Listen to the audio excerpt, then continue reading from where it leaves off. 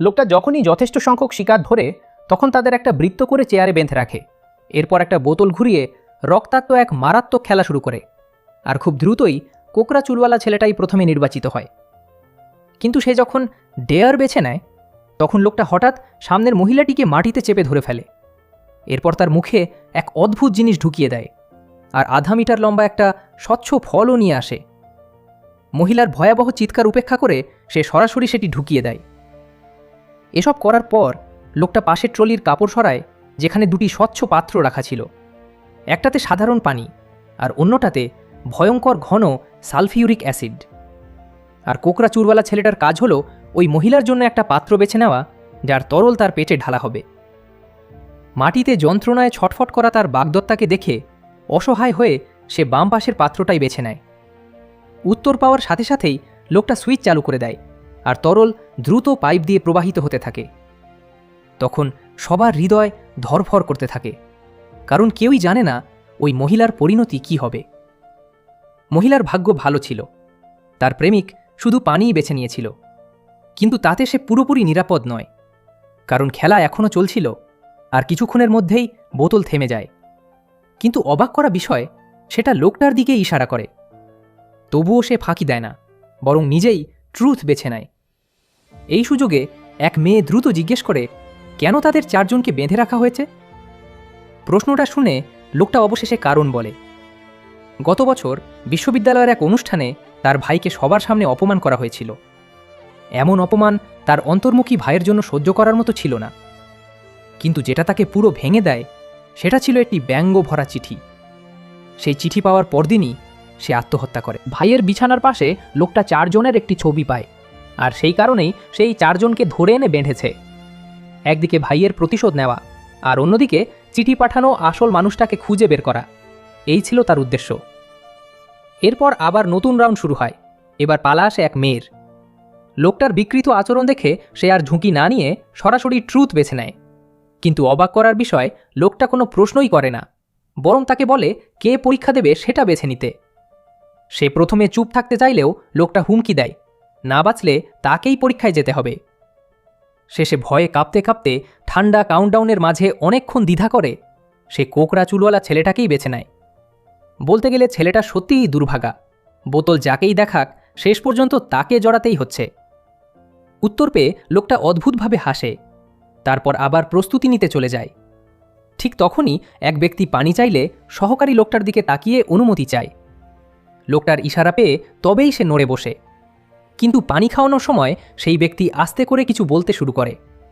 সে চায় সহকারী লোকটার অজান্তে একটা ধারালো কিছু লুকিয়ে রাখুক, যাতে পরে প্রতিরোধ করা যায়। আসলে সহকারীও আগে বন্দী ছিল, কিন্তু শুরুতেই সে বিশ্বাসঘাতকতা করে লোকটার সহযোগী হয়ে যায়। সে যতই বোঝানোর চেষ্টা করুক, সহকারী কোনো ঝুঁকি নিতে রাজি হয় না। ঠিক তখনই লোকটা ট্রলি নিয়ে ফিরে আসে, আর সহকারী ভয়ে দ্রুত সরে যায়। নিজের পরিণতির কথা ভেবে কোকড়া চুলওয়ালা ছেলেটা অবশেষে ভেঙে পড়ে এবং লোকটার কাছে ক্ষমা চাইতে থাকে। এমনকি বলে ফেলে তার উপর আছে বৃদ্ধ মা আর নিচে সদ্য জন্মানো সন্তানও আছে। কিন্তু তখন অনেক দেরি হয়ে গেছে। লোকটার মধ্যে একটুও দয়া নেই। সে সরাসরি কুর্লোর মুখ চেপে ধরে মাটিতে ফেলে দেয়, তারপর আবাসের মতো করে পানির পাইপ ঢুকিয়ে দেয়। এর আগে লোকটা ঠিক করে নেয় এবারও পাত্র সে বেছে নেবে। একটু ভাবার পর ছেলেটা আবার বাম দিকটাই বেছে নেয়। লোকটা কোনো দ্বিধা না করে সুইচ ঘুরিয়ে দেয়, আর সঙ্গে সঙ্গে অজানা স্বচ্ছ তরল বের হতে শুরু করে। এবার কুর্লোর ভাগ্য একদমই খারাপ ছিল। কিছুক্ষণ পরেই সে মারা যায়। একজনের মৃত্যু দেখে সহকারী নিজের নিরাপত্তা নিয়ে চিন্তায় পড়ে যায়।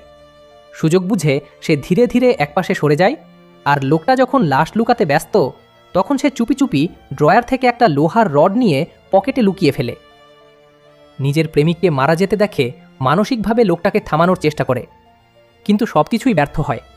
লোকটার কোনো অনুভূতি নেই। সে আবার বোতল তুলে নিয়ে খেলা চালিয়ে যেতে চায়।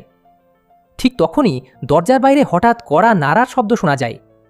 শব্দটা শুনে লোকটা চমকে ওঠে। পর্দা সরিয়ে দেখে বাইরে একজন অচেনা মানুষ দাঁড়িয়ে আছে। লোকটা বুঝতে পারে সে সম্ভবত শিকারীর বন্ধু, তাই সে সহকারীকে বলে বাইরে গিয়ে তাকে বিদায় করতে। কিন্তু অনেকক্ষণ কথাবার্তার পরও কোনো সমাধান হয় না। পরিস্থিতি খারাপ হতে পারে ভেবে লোকটা নিজেই বাইরে যায়। সে যখন অনুপ্রবেশকারীকে ধরতে যাবে তখন হঠাৎ সেই ব্যক্তি তার মুখে লাথি মারে। লোকটা বন্দুক বের করতে চাইলেও তার মুখে মরিচের স্প্রে করা হয়। ভেতরে থাকা লোকজন লড়াইয়ের শব্দ শুনে নিজেদের বাঁচানোর সুযোগ খুঁজতে থাকে। ডিকোডার ড্রয়ারের সবচেয়ে কাছে থাকায় দামি মেয়েটার নির্দেশে সে ধীরে ধীরে সেটা টানতে থাকে।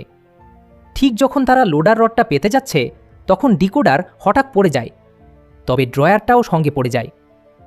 দামি মেয়ের নির্দেশে ডিকোডার একটা করাতের ব্লেড পেয়ে যায় এবং সেটার সাহায্যে টেপ কেটে নিজেকে মুক্ত করে। সে অন্যদেরও মুক্ত করতে চাইছিল, কিন্তু দামি মেয়ে তাকে দ্রুত পালাতে বলে, কারণ সময় নেই।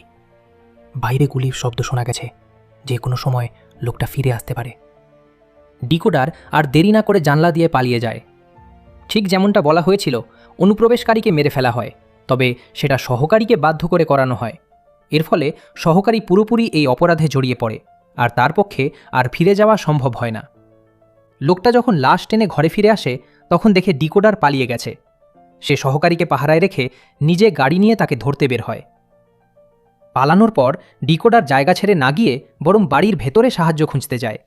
খুঁজতে খুঁজতে সে মাটিতে পড়ে থাকা একটা তার দেখতে পায়। সেই তার ধরে এগোতে গিয়ে সে এক ভয়ঙ্কর দৃশ্য দেখে। তার ভাই আসলে মারা যায়নি। আত্মহত্যার চেষ্টায় তার অর্ধেক মস্তিষ্ক নষ্ট হয়ে গেলেও সে এখনও বেঁচে আছে। ডিকোডার বিছানার পাশে বসে তাকে প্রশ্ন করছিল কেন সে এমন করল। তখন হঠাৎ সে লক্ষ্য করে ভাইয়ের চোখ অন্যদিকে ঘুরে গেছে। পিছনে তাকিয়ে সে দেখে অজান্তেই একজন বৃদ্ধ সেখানে দাঁড়িয়ে আছে। এই বৃদ্ধ ছোটবেলা থেকেই ভাইটাকে দেখাশোনা করেছে। ডিকোডারকে সে ভীষণ ঘৃণা করে, কারণ তার কারণেই ভাই পঙ্গু হয়েছে। ডিকোডার বুঝতে পারে সে সরাসরি লড়াইয়ে পারবে না, তাই সুযোগ বুঝে সে বিছানার নিচে ঢুকে যায়। অন্য পাশ দিয়ে উঠে ভাইয়ের গলায় ব্লেড ঠেকিয়ে বৃদ্ধকে হুমকি দেয় অস্ত্র ফেলে দিতে। বৃদ্ধ বাধ্য হয়ে বন্দুক নামিয়ে দেয়, কারণ তার প্রভুর জীবন ঝুঁকিতে ছিল। ধীরে ধীরে সে ঘর থেকে বেরিয়ে যায়। বিপদ কেটে গেছে ভেবে ডিকোডার বন্দুক তুলে নেয় এবং দরজা খুলে দেখে নিতে চায় বৃদ্ধ কোনো চালাকি করছে কিনা। কিন্তু দরজা খুলতেই হঠাৎ অপ্রত্যাশিত কিছু ঘটে। কিন্তু দরজা খুলতে যাওয়ার ঠিক আগ মুহূর্তেই হঠাৎ একটা অপ্রত্যাশিত ঘটনা ঘটে। নিজের হাতে মানুষ মেরে ফেলেছে বুঝতে পেরে জাইমা ভীষণ আতঙ্কিত হয়ে পড়ে। সে আর কিছু না ভেবে এমনকি বিছানায় পক্ষাঘাতগ্রস্ত ছেলেটিকেও ফেলে রেখে সরাসরি এখান থেকে পালানোর সিদ্ধান্ত নেয়। কিন্তু করিডোরে পৌঁছাতেই হঠাৎ লোকটা সামনে এসে হাজির হয়, যেন প্রতি সেকেন্ডে 100 মিটার বেগে ছুটে এসে তাকে ধাক্কা মারে। যে জাইমা একটু আগেই পালিয়ে বাঁচতে পেরেছিল সে আবার ধরা পড়ে যায়। লোকটা তাকে টেনে নিয়ে ভাইয়ের সামনে আনে। সে আসলে জানতে চেয়েছিল চিঠিটা জাইমা পাঠিয়েছিল কিনা, কিন্তু তার ভাই চোখের ইশারায় বোঝায় সে ভুল মানুষকে ধরেছে। তবুও লোকটা কোনো কথা না শুনেই সেখানেই জাইমাকে মেরে ফেলে। আসলে ভাইয়ের প্রতিক্রিয়া থেকেই বোঝা যায় সে প্রতিশোধপরায়ণ মানুষ নয়।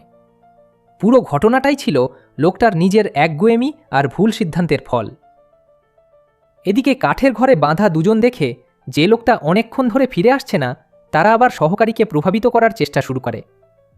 প্রথমে সেই লোকটা, যে প্রায় রক্তক্ষরণে মারা যেতে বসেছে, সহানুভূতি পাওয়ার আশায় সহকারীকে অনুরোধ করে তাকে ছেড়ে দিতে। সে নিজেও ভাবেনি যে সে কাউকে রাজি করাতে পারবে, কিন্তু যখন দেখল সহকারীটা লাশের মধ্যে কিছু খুঁজছে তখন তার মধ্যে আবার একটু আশা জাগে। কিন্তু সে জানত না সহকারীর তাকে সাহায্য করার কোনো ইচ্ছাই নেই। সহকারী আসলে লাশের পকেট থেকে ময়দা বের করার জন্য খুঁজছিল। নিজের অপরাধবোধ কমানোর জন্য সে এই জিনিসটাই ব্যবহার করতে চাচ্ছিল। এটা দেখে লোকটা সঙ্গে সঙ্গে চিৎকার করে গালাগালি শুরু করে। কিন্তু তখন সহকারী পুরোপুরি নেশার ঘোরে। সে ভাবল লোকটা তাকে বিষ খাওয়ার জন্য বকছে, তাই সে তাড়াতাড়ি ময়দা এনে তাকেও খাওয়ানোর চেষ্টা করে। এই দৃশ্য দেখে দামেই আর সহ্য করতে পারল না। সে অভিনয় করল যেন সেও এটা চেখে দেখতে চায়, কিন্তু আসলে সুযোগ নিয়ে পাল্টা আক্রমণ করার পরিকল্পনা করছিল, কারণ সে ইতিমধ্যেই নিজের টেপ খুলে ফেলেছিল। সহকারী যখন তার দিকে হাত বাড়ায় তখন দামেই হঠাৎ করে তার আঙুলে কামড় বসায়, আর জীবন্ত অবস্থাতেই সেই আঙুলটা ছিঁড়ে ফেলে। সহকারী যখন তার চুল ধরে রাগ ঝাড়তে যায় তখন দামেই উল্টো তাকে একটা জোরে চড় মেরে ছিটকে ফেলে দেয়। এরপর তাকে সরাসরি মাটিতে ফেলে দিয়ে শেষ করে দেয়। দামেই যখন সেই আহত লোকটাকে সাহস দিচ্ছিল যে হাল না ছাড়তে, ঠিক তখনই বাইরে হঠাৎ গাড়ির শব্দ শোনা যায়। দামে দ্রুত মাটিতে পড়ে থাকা হাঁড়িটা তুলে নেয় আর আপাতত তার সঙ্গীকে একপাশে রেখে দেয়। কিন্তু পেছনে ঘুরে যখন সে হুইল চেয়ারে বসে থাকা ভাইটাকে দেখে তখন সে নিজের চোখকেই বিশ্বাস করতে পারে না। দামেই গুলি ছুঁড়ে লোকটার কাঁধে আঘাত করে, কিন্তু সে কাছে গিয়ে শেষ আঘাত করার আগেই লোকটা হঠাৎ তাকে জাপটে ধরে ছুরি দিয়ে তার শরীরে আঘাত করে। দুজনই সঙ্গে সঙ্গে মাটিতে লুটিয়ে পড়ে, আর পাশে থাকা লোকটা হামাগুড়ি দিয়ে এসে সেই লোকটাকে আরেকটা ছুরি মারে। এই সুযোগে দামেই দ্রুত ট্রলির কাছে গিয়ে সালফিউরিক অ্যাসিডের বোতল তুলে নিয়ে লোকটার মাথায় জোরে আঘাত করে। তীব্র ক্ষয়কারী জ্বালায় লোকটা যন্ত্রণায় চিৎকার করে ওঠে। কিছুক্ষণ পর যখন তার জ্ঞান ফিরে আসে তখন সে দেখে দামেই তাকে একটি খুঁটির সাথে বেঁধে রেখেছে। সে অন্যজনকে আগে গাড়িতে গিয়ে অপেক্ষা করতে বলে আর নিজে ছোট ঘরে থেকে যায় একটা গোপন সত্য প্রকাশ করার জন্য। আসলে ভাইটা নিজের জীবন শেষ করার সিদ্ধান্ত নিয়েছিল কোনো অপমানজনক চিঠির জন্য নয়, বরং দামেই আগে যে একটি মেসেজ পাঠিয়েছিল তার কারণেই।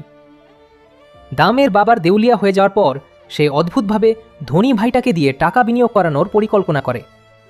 পরিকল্পনাটা সফল করতে দামেই একটি ভিডিও দিয়ে তাকে চাপের মধ্যে ফেলে।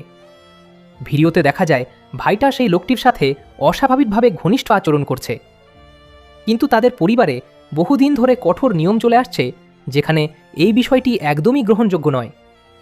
এই কারণে ভাইটা ভয় পেতে থাকে যদি কেউ তার এই গোপন দিকটা জেনে যায়। সেই ভয়েই সে প্রতিদিন আতঙ্কে ভুগতে থাকে এবং একসময় চরম সিদ্ধান্ত নিয়ে ফেলে। সব কথা বলার পর দাম এই ড্রয়ার থেকে একটি বিস্ফোরক বের করে ভাইয়ের হাতে দিয়ে দেয়, তারপর নির্লিপ্তভাবে সেখান থেকে চলে যায়। শেষে ঘরে শুধু দুই ভাই বাকি থাকে। নিজের সবচেয়ে প্রিয় মানুষটিকে হারানোর দিকে তাকিয়ে সে এক মুহূর্তও দেরি না করে সেটি সেফটি খুলে দেয়। ভিডিওটি ভালো লাগলে চ্যানেলটা সাবস্ক্রাইব করে দিবেন যেন পরবর্তী মুভি এক্সপ্লেনেশন ভিডিও মিস না হয়, আর অবশ্যই লাইক কমেন্ট করবেন।